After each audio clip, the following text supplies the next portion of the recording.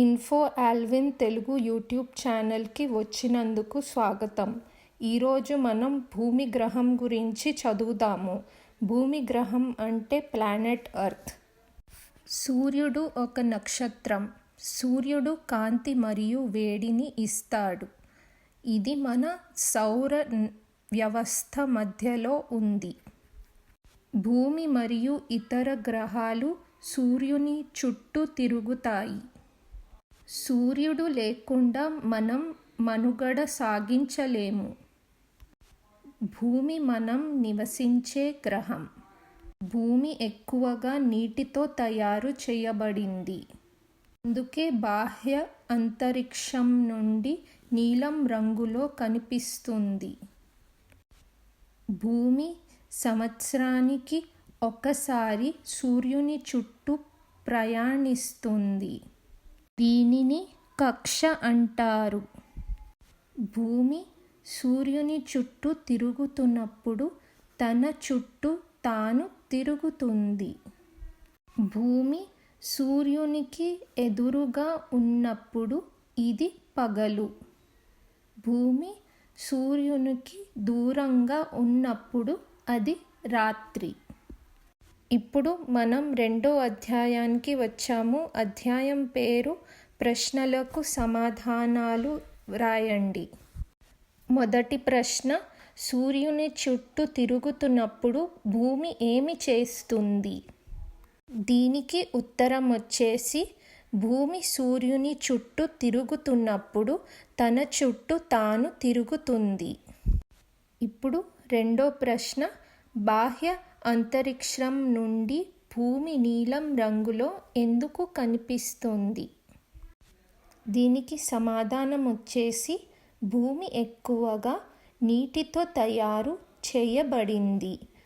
అందుకే బాహ్య అంతరిక్షం నుండి నీలం రంగులో కనిపిస్తుంది. ఇప్పుడు మనం 3వ అధ్యాయానికి వచ్చాము.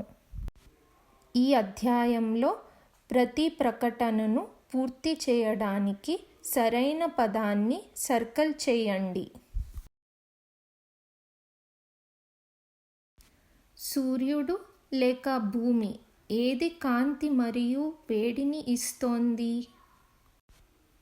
అయితే దీనికి సమాధానం వచ్చేసి సూర్యుడు కాంతి మరియు వేడిని ఇస్తుంది. సూర్యుడు ఒక నక్షత్రమా లేక గ్రహమా? దీనికి ఆన్సర్ ఏంటి? దీనికి ఆన్సర్ వచ్చేసి సూర్యుడు ఒక నక్షత్రం. భూమి సూర్యుని నుండి దూరంగా ఉన్నప్పుడు ఇది పగలా లేక రాత్రా? ఏది సరైన ఆన్సర్? దీని సమాధానం వచ్చేసి భూమి సూర్యుని నుండి దూరంగా ఉన్నప్పుడు అది రాత్రి. సూర్యుడు లేక భూమి మనం నివసించే గ్రహం. దీని ఆన్సర్ వచ్చేసి భూమి మనం నివసించే గ్రహం. సూర్యుడు మన సౌర వ్యవస్థ అంచులో ఉంటాడు లేదా మధ్యలో ఉంటాడు? ఏది కరెక్ట్? దీనికి సమాధానం వచ్చేసి సూర్యుడు మన సౌర వ్యవస్థ మధ్యలో ఉంటాడు. సూర్యుడు లేదా చంద్రుడు భూమిని వేడి చేస్తాడు. దీనికి సమాధానం వచ్చేసి సూర్యుడు భూమిని వేడి చేస్తాడు. వీడియో చివరి వరకు చూసినందుకు ధన్యవాదాలు. మా వర్క్షీట్ లింక్ మీరు డిస్క్రిప్షన్లో చూడొచ్చు. అలాగే మీకు ఇలాంటి వీడియోస్ నచ్చినట్టయితే మా ఛానల్ని సబ్స్క్రైబ్ చేసుకోండి.